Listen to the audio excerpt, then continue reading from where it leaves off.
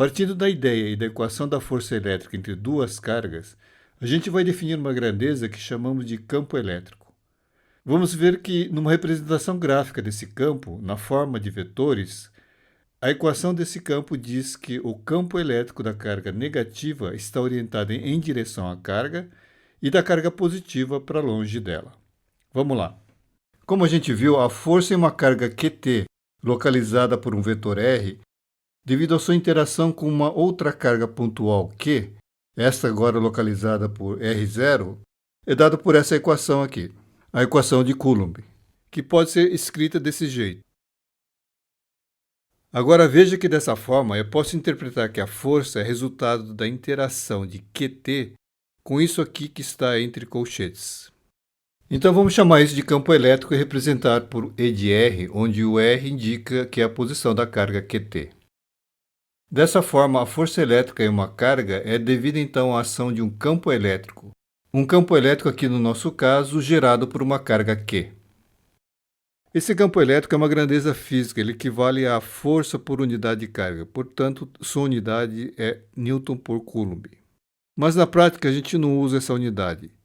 Conforme o sistema internacional, a unidade do campo elétrico é volt por metro, embora a gente use também volt por centímetro ou volt por milímetro.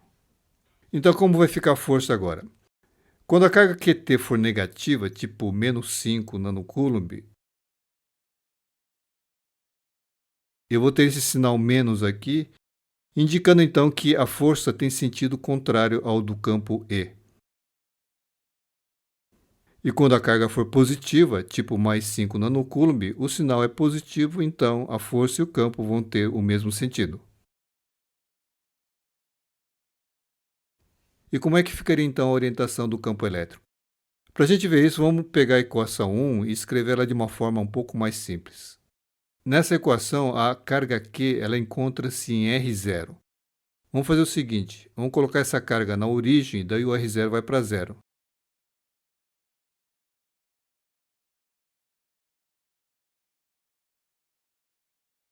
E com isso a gente tem a equação simplificada. Veja que esse R escalar que aparece no denominador é o módulo do vetor R. Ele é a coordenada radial do sistema de coordenadas esféricas, que são R, θ e φ. A gente vai ver isso com mais detalhes um pouco mais para frente. Mas vamos dar só uma olhadinha nessa coordenada radial, só para não confundir a interpretação das equações, até a gente chegar a abordar o tema propriamente. Quando a gente tem um ponto P no espaço, num sistema de coordenadas qualquer, a gente pode traçar então uma reta que liga a origem ao ponto. Essa reta vai ter um comprimento r escalar, ou seja, o r é a distância do ponto à origem. E ainda em relação a esse ponto P, eu tenho um vetor unitário, que é um vetor da base do sistema de coordenadas esféricas. Esse vetor é o E de R, ele tem um tamanho 1 e está orientado da origem em direção ao ponto. Então, quando eu combino esse vetor unitário E de R com o R escalar, eu tenho o vetor R. Portanto, o vetor R tem um módulo igual a R escalar e uma orientação dada por E de R. Vamos desenhar para ilustrar sobre outro ângulo. A gente coloca a origem aqui no centro do cubo e o x indo para a direita lá para trás e o y para a esquerda. Então, o que a gente está vendo é o lado contrário do que a gente costuma ver. Então, se o meu ponto P estiver aqui, o vetor R vai ficar desse jeito e o vetor unitário desse jeitão aqui. Sempre os dois com a mesma orientação. Para um outro P, eu vou ter a mesma coisa. O E de R agora aponta em outra direção. Então, para todos esses pontos, o R escalar representa a distância entre o ponto e a origem. É uma distância, tipo 2 metros, 1 metro, e não existe distância de menos 1 metro ou menos 2 metros. Então, o R escalar é sempre positivo. A gente pode escrever, então, que o R é sempre maior ou igual a zero. Ele nunca é negativo. Então, voltando. Vamos ver como fica o vetor campo elétrico. Vamos ver primeiro para a carga negativa, tipo menos 2 nanocoulomb. Veja o que acontece.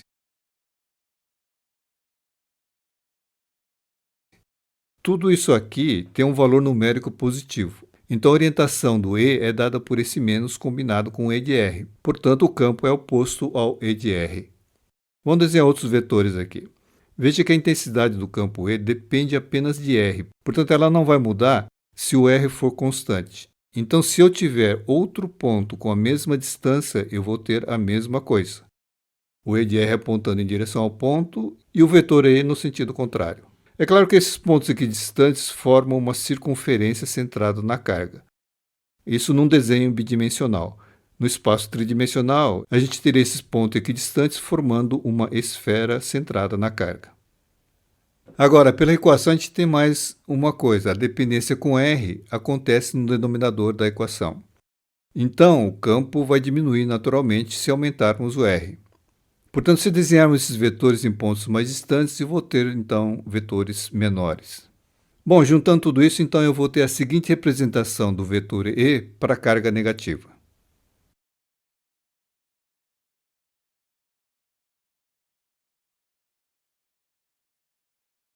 Isso foi então para a carga negativa, vamos ver agora para a carga positiva.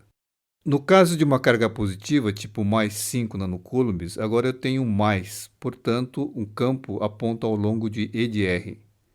Depois, fazendo uma análise igual que fizemos para a carga negativa, a gente tem que a intensidade do campo é igual em pontos equidistantes e que a intensidade diminui conforme eu aumento a distância do ponto P em relação à carga. É igual ao que nós vimos para a carga negativa. E dessa forma, a representação gráfica dos vetores para a carga positiva vai ficar desse jeito aqui. Então, estas são as representações gráficas do vetor campo elétrico para uma carga pontual, isolada, negativa e positiva. Você pode estar mais acostumado a ver a representação em termos de linha de campo, é uma coisa que a gente vai ver um pouco mais adiante. Vamos ver agora quando a gente tem mais cargas envolvidas aí na distribuição. Quando eu tenho N outras cargas além da carga QT, a força na carga QT é a soma vetorial da força da interação dessa carga QT com as outras cargas. Então eu vou ter F1 para QT com Q1, F2 para QT com Q2, até Fn para QT com Qn. A gente pode reescrever desse jeito aqui.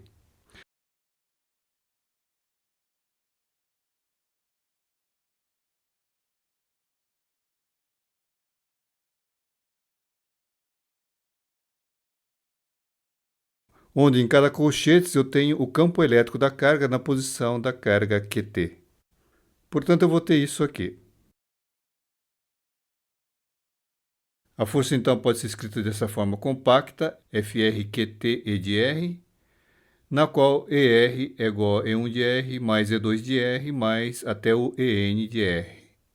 Portanto, o campo elétrico em um ponto P é uma soma vetorial do campo elétrico gerado por cada carga naquele ponto P. Para finalizar, vamos fazer um resumo de tudo o que nós vimos até aqui. Primeiro, que a força em uma carga QT é dada pelo produto dessa carga com o campo elétrico na posição da carga. Então, para uma carga localizada em R, a força vai ser então FR QT ER. E depois que essa equação da força nos diz que quando a carga for positiva, a força está no mesmo sentido que o campo elétrico. Ou de outra forma, os vetores F e E são paralelos. E que quando for negativa, elas têm sentidos opostos, ou seja, os vetores F e E são antiparalelos. A gente viu também que o campo elétrico para o caso de uma carga pontual é dada por essa equação aqui, caso ela esteja fora da origem, ou essa equação, caso ela esteja na origem do sistema de coordenadas. A gente interpretou essa última equação e viu que ela nos diz que quando a carga for negativa, o campo elétrico aponta em direção à carga, e que quando for positiva, para longe dela. E finalmente a gente viu no caso de existirem mais cargas pontuais presentes. E nesse caso, o campo elétrico em um ponto é então uma soma vetorial do campo elétrico de cada carga naquele ponto. Portanto, uma resultante de uma soma de vetores. E com isso a gente encerra esse assunto aqui. É isso aí.